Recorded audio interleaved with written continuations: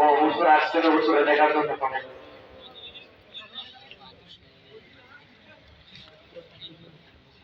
Mouse boy.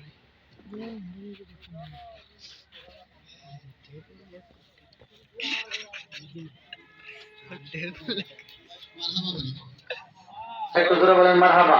Marhaba. খুশি না বেজার? হুজুর চলে আসছে, হুজুরকে বসায় রেখে আমার আলোচনা করবেন। আমার মাথার কাজ, আমি এখানে আর বসায় আলোচনা করতে পারি না।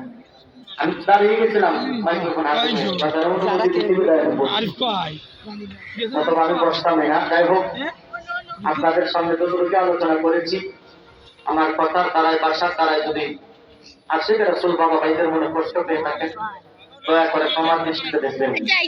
আর দুশ্মনের রাসূল যদি কষ্ট পায়, আমার কিছু করার নেই। ঠিক কিনা বলে? দুশ্মনের রাসূলের কাছে আমরা ক্ষমা চাবো না, কারণ এদেরকে কষ্ট দিতেই হবে। কারণ এদের মানে এরা এমন একটা দাস, আল্লাহর হাবিবের সাথে গুস্তাখি করে কিভাবে তাদের বিবেকে মনে হয় কুত্তা পছন্দ করে ফেলেছে। কথা বলে না ঠিক কিনা?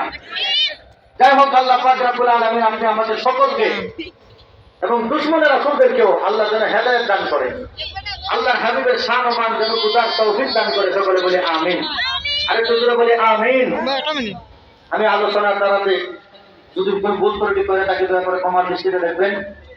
আপনারা সবার কাছে দোয়া আছে, মাদানের কাছে দোয়া আছে। আমি বিদায় নিলাম, সবাই ভালো থাকবেন। ওমা আলাইনা ইল্লাল বালাগ। আসসালামু আলাইকুম ওয়া রাহমাতুল্লাহি ওয়া বারাকাতুহু।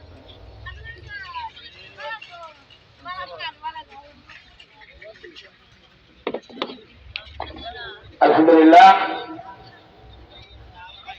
আমরা আমাদের কৃষি দিদি সাহেবের কাছ থেকে অনেক মূল্যবান বয়ান শুনেছি। আপনারা যারা স্টেজে আছেন দেখতে পাচ্ছেন যে আমাদের প্রধানমন্ত্রী সাহেব আসন গ্রহণ করেছেন।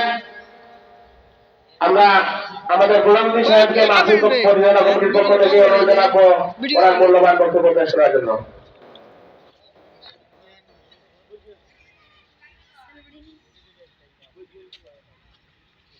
Hello.